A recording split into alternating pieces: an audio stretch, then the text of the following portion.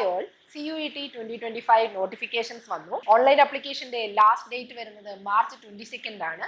അതുപോലെ നമുക്ക് fee payment 23rd March up to 11:50 PM വരെ പോസിബിൾ ആണ്. എക്സാമിനേഷന്റെ ടെൻഡേറ്റീവ് ഡേറ്റ് വരുന്നത് between 8th May to 1st June വരെയാണ്. അതുപോലെ നിങ്ങൾക്ക് അപ്ലൈ ചെയ്യാനുള്ള വെബ്സൈറ്റ് CUET.NTA.NIC.in. നമുക്ക് ഫീ സ്ട്രക്ചർ നോക്കുകയാണെങ്കിൽ ജനറൽ കാൻഡിഡേറ്റിന് അപ് ടു 3 സബ്ജക്ട് വരെ 1000 rupees ആണ്.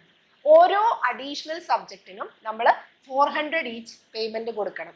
അതായത് നോർമലി നമുക്ക് മാക്സിമം 5 സബ്ജക്ട് വരെയാണ് ചൂസ് ചെയ്യാൻ പറ്റുക. അപ്പോൾ ഒരു ജനറൽ കാൻഡിഡേറ്റിന് 3 സബ്ജക്ട് വരെ 1000ഉം അഡീഷണലി വരുന്ന 2 സബ്ജക്റ്റിനും കൂടെ 800. സോ 1800 ആയിരിക്കും പേയ്മെന്റ് വരുന്നത്. അതേ സ്ഥാനത്ത് OBC, NCL, EWS കാറ്റഗറിക്ക് അപ് ടു 3 സബ്ജക്ട് വരെ 900 rupeesഉം അഡീഷണലി ഓരോ സബ്ജക്റ്റിനും 375 rupeesഉം ആണ് വേണ്ടത്. ഇനി SC, ST, PWD കാറ്റഗറിക്കാണെങ്കിൽ അപ് ടു 3 സബ്ജക്ട് വരെ 800 rupeesഉം ഓരോ അഡീഷണൽ സബ്ജക്റ്റിനും 350 rupeesഉം ആണ് വരുന്നത്. ഇനി ഔട്ട്സൈഡ് ഇന്ത്യ ആണെങ്കിൽ 4500 ആണ് അപ് ടു 3 സബ്ജക്ട് വരെ വരുന്നത്. അഡീഷണൽ സബ്ജക്ട്സിന് 1800 ഈച്ച് ആണ് വരുന്നത്. നമുക്ക് ടോട്ടലി 37 സബ്ജക്ട്സ് ആണ് വരുന്നത്. അതിൽ 13 ലാംഗ്വേജസ് വരുന്നുണ്ട്, 23 ഡൊമൈൻ സ്പെസിഫിക് സബ്ജക്റ്റും ഒരു ജനറൽ ആപ്റ്റിറ്റ്യൂഡ് ടെസ്റ്റും ആണ് വരുന്നത്. ഇതിനകത്ത് നമുക്ക് എക്സാമിനേഷൻ മീഡിയം എന്ന് പറയുന്നത് ഈ 13 ലാംഗ്വേജസിലും പോസിബിൾ ആണ്.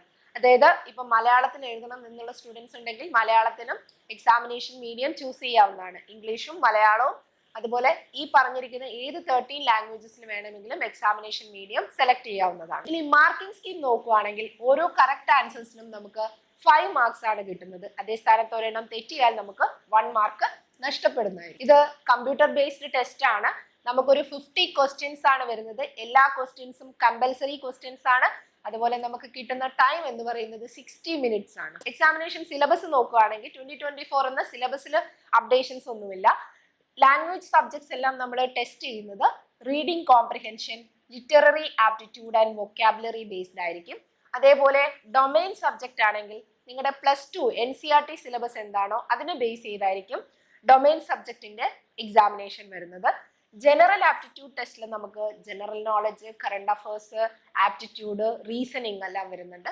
നമ്മൾ 10th വരെ പഠിച്ചിരിക്കുന്ന മാത്സിന്റെ ബേസിക്സ് ആയിരിക്കും നമുക്ക് ഈ ഒരു ജനറൽ ആപ്റ്റിറ്റ്യൂഡ് ടെസ്റ്റിനകത്ത് മാത്സിൽ നിന്ന് വരുന്നത്. ആപ്ലിക്കേഷൻ ഫോം 1 by 1 ആയിട്ട് എങ്ങനെ ഫില്ല് ചെയ്യണം എന്നുള്ളത് ഒരു വീഡിയോ ചെയ്യുന്നതായിരിക്കും. നിങ്ങൾക്ക് ഇതിൽ അപ്ലിക്കേഷൻസിലോ എക്സാമിനേഷന്റെ സബ്ജക്ട് സെലക്ഷനോ യൂണിവേഴ്സിറ്റി സെലക്ഷൻസിലോ എന്തിലെങ്കിലും ഡൗട്ട് ഉണ്ടെങ്കിൽ നിങ്ങൾക്ക് കോൺടാക്ട് ചെയ്യാവുന്നതാണ്. എല്ലാവരും എത്രയും പെട്ടെന്ന് തന്നെ അപ്ലൈ ചെയ്യുക. Thank you.